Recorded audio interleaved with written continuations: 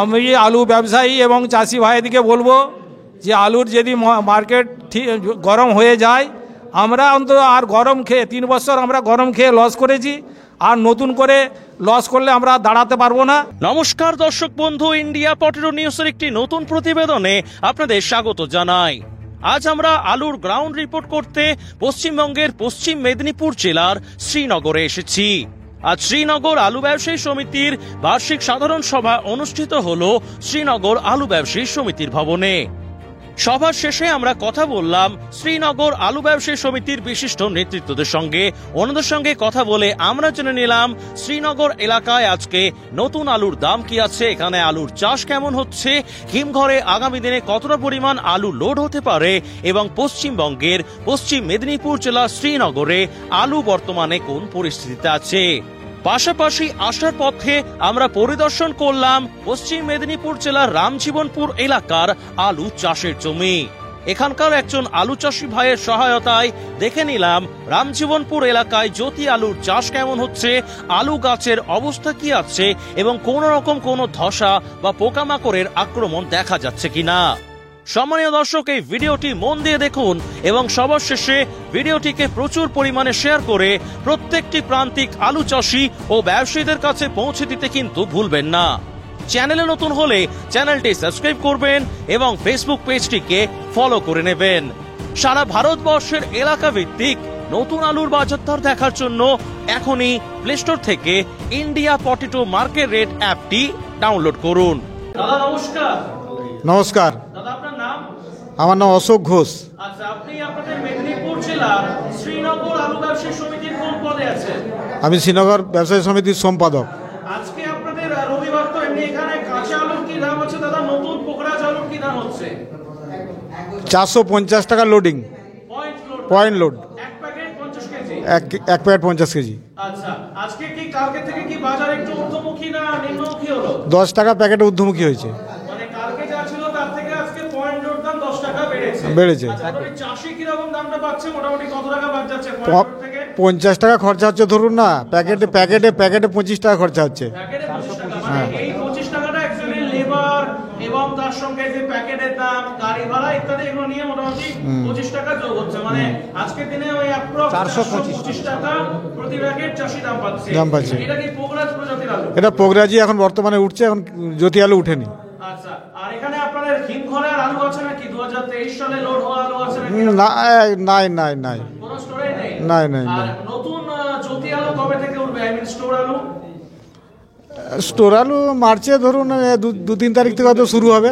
মার্চের 2 থেকে 3 থেকে শুরু হবে।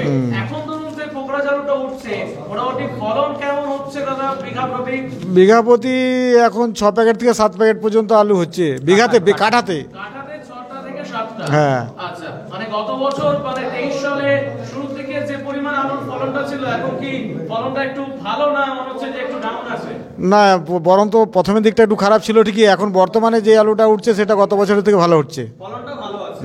আচ্ছা, স্টোর আলুতে ফলনটা কেমন আশা করছেন? আমি জ্যোতি আলুতে ফলনটা কেমন হবে বলে ভাবছেন? ওটা তো দু রকমের ধরনের হওয়ার একটা সম্ভাবনা আছে। যেটা জলের আগে যেটা চাষ হয়েছিল সেটা প্রোডাকশন একটু বেশি হবে মনে হচ্ছে গত বছরের থেকে, আর যেটা হয়তো জলের পরে হয়েছে সেটা গত বছরের মতো সেম হবে। প্রোডাকশন গত বছরের থেকে ভালোই হবে, কম হবে না। আচ্ছা, আপনাদের এই শ্রীনগর ইউনিটে এই বছর কটা স্টোরে আলু লোড হবে? 6খানা কোল্ড স্টোরেজে লোড হবে। 6টাতেই লোড হবে? 6টাতেই লোড। বলে দিন প্রথম থেকে। প্রথম হচ্ছে বগছড়ি খান cold storage, Satya Subal cold storage, পার্থশোকা cold storage, Srinagar cold storage, Maa Subala cold storage, Manna cold storage. তো এই যে 6টা যে স্টোর রয়েছে, এই 6টা স্টোরে মোটামুটি আলু ক্যাপাসিটি কত প্যাকেটের আলু রাখার? ক্যাপাসিটি এখন পর্যন্ত আমরা তো সরকারি ক্যাপাসিটি, লাইসেন্স ক্যাপাসিটি কী আছে আমরা হয়তো জানি না, তবে দেখেছি বিগত দিনে highest 26 lakh capacity, 26 lakh packet পর্যন্ত লোড হয়েছে। আচ্ছা, আগের বছর আই মিন 23 সালে কেমন লোড হয়েছিল? 23 সালে 22,16,000 প্যাকেট লোড হয়েছিল। এবছর কত লোড হবে বলে ভাবছেন? এবছর 24 লাখের মতো লোড হবে, তো কম হবে না, গত বছরের থেকে বেশি লোড হবে। বেশি লোড হবে। কেন বলছি, এবছর পোগরাজ চাষটা কম ছিল, অতএব জ্যোতি চাষটা বেশি আছে। তাহলে চাষ তো নতুন করে কমেনি, একই রকম সেম চাষ হয়েছে, তাহলে এবারে পোগরাজের জায়গায় জ্যোতি আলুটা লাগানো আছে, তার মানে প্রথমের দিকে যে আলুটা বেরিয়ে যায়। হ্যাঁ, নমস্কার নমস্কার ইন্ডিয়া পটেটো নিউজকে। আমার নাম সনদ চ্যাটার্জি, আমি শ্রীনগর ইউনিটের সভাপতি এবং পশ্চিম মেদিনীপুর জেলা আলু ব্যবসায়ী সমিতির সহসভাপতি। দাদা, আপনাদের এই শ্রীনগর মোকামে গত বছরের চাইতে এবছর আলু চাষ কতটা বেড়েছে না কমেছে না একই আছে? না, এই আলু চাষ একই আছে, আমাদের এখানে যা চাষ হয় একই চাষ হয়েছে। এদিকে তো বৃষ্টিতে বেশ ভালোই ক্ষতি হয়েছিল না ডিসেম্বরের বৃষ্টিতে? হ্যাঁ, ডিসেম্বরে বৃষ্টিতে ভালোই ক্ষতি হয়েছে। আমাদের শ্রীনগরের একটু উত্তর দিকটা হচ্ছে 60% মতন বৃষ্টির আগে চাষ আছে, আর শ্রীনগরের যে দক্ষিণ দিক মানে শ্রীনগর টু ক্ষীরপাই এই দিকটা 100%ই আপনার বৃষ্টির পরে চাষ হয়েছে। বৃষ্টির পরে যে সমস্ত আলু লাগানো হয়েছিল সেই গাছগুলোর এখন কি পরিস্থিতি? মানে তাতে লেদা পোকা বা ধসা বা কুয়াশার পরে গাছ জড়ো হয়ে যাওয়া এই ধরনের প্রকোপগুলো কি দেখতে পাচ্ছেন? বৃষ্টির পরে যে গাছগুলো লাগানো হয়েছে ওগুলো এই 2 মাস হতে যাচ্ছে। সব আলু 2 মাস হয়নি, কিছু আলু 2 মাস বা কিছু 2 দিন 5 দিন কম আছে, কিন্তু এই 2 দিন 3 দিন যে কুয়াশাটা দিচ্ছে এই কুয়াশাতে কিছু আলুতে ধসা রোগ দেখা দিয়েছে, যার ফলে এখন এবারে আবার তো মঙ্গলবার বৃষ্টি দেখাচ্ছে সামনের। এবারে বৃষ্টির পরে যদি ঠান্ডা পড়ে ওয়েদারটা ক্লিয়ার হয়ে যায় তাহলে ফলনটা 4-5 প্যাকেটই হয়ে যাবে নিচু আলুটা। আমরা তো দেখতে পাচ্ছি যে আজকেও বাইরে কুয়াশা রয়েছে, হালকা হ্যাঁ কুয়াশা রয়েছে, এতে কৃষকরা খুব চিন্তায়ও আছে এবং স্প্রেও করছে, যে যেমন চেষ্টা করে স্প্রে করছে।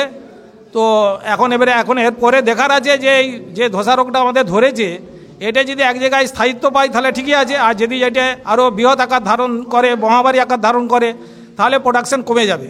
ওটা আরও 2-5 দিন 7 দিন না গেলে ঠিকমতো বলা যাবে না, 5-7 দিন যেতে হবে, 10 দিন যেতে হবে। আমাদের অশোকদা বলছিলেন যে এবছরে গত বছরের চাইতে আপনার শ্রীনগর মোকামে আলুর মানে লোডটা বেশি হতে পারে, আলুর দামটাও কি তাহলে বেশি হতে পারে? লোডিং টাইমে কি বলবেন? আপনার মোকামের কথা বলছি। আমার মোকামে লোডিং টাইমে একটু দাম বেশি হওয়ার প্রবণতা আজ থেকেই দেখা দিয়েছে। আমরা আগে প্রথমের দিকে ভেবেছিলাম যে হচ্ছে গত বছর যেই দামে লোড হয়েছিল মোটামুটি ওই 80 থেকে 90 হাজার, প্রথমে 67-68 হয়েছিল বটে, কিন্তু 80 থেকে 90 হাজার একটা স্ট্যান্ডার্ড মার্কেটে আলুটা লোড হয়েছিল 90-92। তো এবছর এখন যা পরিবেশ তৈরি হয়েছে, চারদিকে একটা ধাসা রব তৈরি হয়েছে এবং স্টোর মালিকদের মধ্যে একটা প্যানিক তৈরি হয়েছে, আমরা যা এখন লক্ষ্য করছি।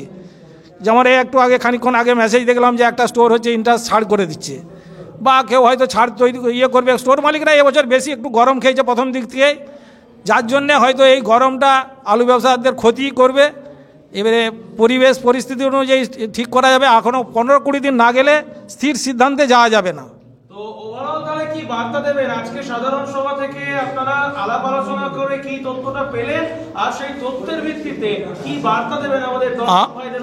আমি আলু ব্যবসায়ী এবং চাষি ভাইদিকে বলবো যে আলুর যদি মার্কেট গরম হয়ে যায়, আমরা অন্তত আর গরম খেয়ে 3 বছর আমরা গরম খেয়ে লস করেছি, আর নতুন করে লস করলে আমরা দাঁড়াতে পারবো না। অতএব যে যার যে ট্রেডিং ব্যবসার উপরে বেশি থাকার কথা বলবো, আর লোন টোন নিয়ে আলু রাখতে কম বলবো। স্টোর মালিকরা তারা আলু রাখুক, কিনে রাখুক, আমাদের কোনো তা নাই, আমরা আলু বেচাকেনাই করবো। আর চাষি ভাইদের উদ্দেশ্যে কি বলবো? চাষি ভাইদিকেও বলবো যে মার্কেট যদি ঠিক হয়ে যায়, চাষি ভাইও প্রতি বছরই লাভ করতে পারছে না, স্টোরে বেশিরভাগ আলুটা চাষি রাখছে, কেন ব্যবসাদাররা না রাখলেই চাষি রাখছে, বা চাষি একটা লাভের আশায় রাখছে, বড় চাষিরা আছে। তো ওনাদিকেও বলবো যে আলুটা যেটা খরচা হয়েছে খরচার টাকার অন্তত আলু বিক্রি করে দিয়ে তারপরে আলু রাখার জন্যই বলবো হিমঘরে। আচ্ছা, আর কেউ কোনো বক্তব্য রাখতে চান আলুর বর্তমান পরিস্থিতি নিয়ে? আপনাদের মধ্যে যারা রয়েছে কেউ কিছু বলতে চান? হ্যাঁ, একটু বলুন। নমস্কার, আপনার নাম? আমার নাম উপানন্দ ঘোষ। আচ্ছা, আলু ব্যবসায়ী আপনাদের? হ্যাঁ, শ্রীনগর আলু ব্যবসায়ী সমিতির সদস্য। হ্যাঁ, চাষ তো কিছু হয়েছে। চাষ হয়েছে, তো আপনি দেখলাম বলছিলেন যে আমাদেরকে অনুরোধ করছিলেন যে যাতে ইউপির সঠিক রিপোর্টটা আমরা দিতে পারি, এইটা প্রসঙ্গে যদি একটু বলেন তারপরে আমি আমার উত্তরটা দিচ্ছি। না, ইউপি একটা স্টেট আমাদের ভারতবর্ষের মধ্যে সবথেকে বড় রাজ্য, সেখানে আলু চাষ সবথেকে বেশি। ভারতবর্ষে যতগুলো রাজ্য আছে ইউপি চাষটা সবথেকে বেশি হয়। অতএব আমরা এখানে বিভিন্ন চ্যানেলের সঙ্গে আমরা যুক্ত আছি, যেমন পল্লী জোয়ার থেকে আরম্ভ করে আপনাদের ইন্ডিয়া পটেটো, কিন্তু সঠিক তথ্য আমরা পাইনি যে ইউপিতে কত পরিমাণ আলু লোড হলো আর কতটা নিকাশি হলো, কীরকম ফলন হয়েছে, কী দামে লোড হচ্ছে।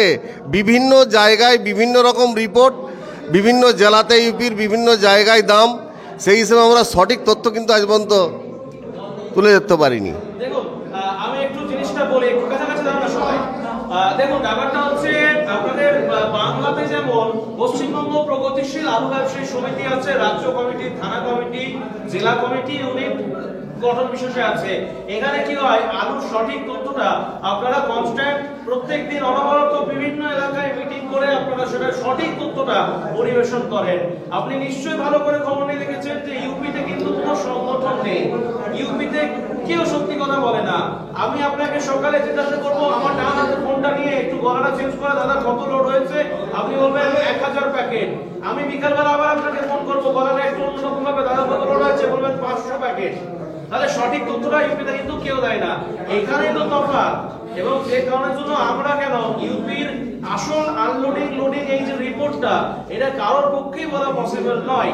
পশ্চিমবঙ্গ সরকার কেন, ইউপি সরকার, ভারত সরকারও যদি চেষ্টা করে তাহলে সত্যি পারবে না, কারণ ওখানে কেউ সত্যি কথা বলে না, না চাষি, না ব্যবসায়ী, না স্টোর মালিক, না ওখানে কোনো নিউজ চ্যানেল।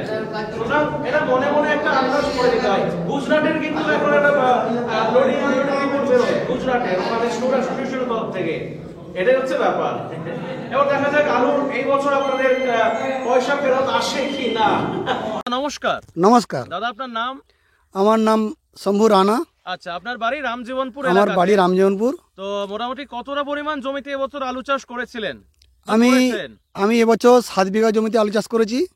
আচ্ছা, 7 আচ্ছা, তো মোটামুটি এখন তো গাছের পরিস্থিতি দেখতে পাচ্ছি খুবই ভালো। তো ধাসার আক্রমণ দেখতে পাচ্ছেন নাকি গাছেতে? হ্যাঁ, পরিস্থিতিটা ভালো, কিন্তু গরমটা বাড়ার জন্য 10%-এর মতন ধাসা লেগে গেছে। মানে ধাসাটা কোন কি দেখা নাই? ধাসাটা এই যে দেখুন এইখানে তোমাকে আস্তে আস্তে আস্তে, ও এই যে দেখুন, এগুলো গলে যাচ্ছে, এই যে শুকিয়ে যাচ্ছে, এইদিকে দেখুন। হ্যাঁ, এই যে এগুলো শুকিয়ে যাচ্ছে, দেখুন পাতাগুলো, এই পাতাগুলো শুকিয়ে যাচ্ছে, গোড়াগুলো এই দেখুন গলে যাচ্ছে। কারণটা ওয়েদার চেঞ্জ হচ্ছে, ওয়েদার চেঞ্জ হলে ধাসা লাগতে শুরু করে। এই যে পাঁচটা দেখান। আচ্ছা,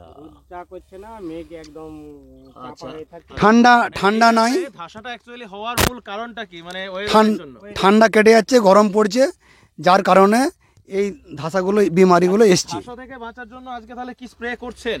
ধাসা থেকে বাঁচার জন্য ট্যানল স্প্রে করছে। আচ্ছা, এই গাছগুলোর বয়স কত? গাছগুলোর বয়স 2 মাস হতে 1-2 দিন দেরি আছে, প্রায় 2 মাসের কাছাকাছি। আমার নাম ভানু পাত্র।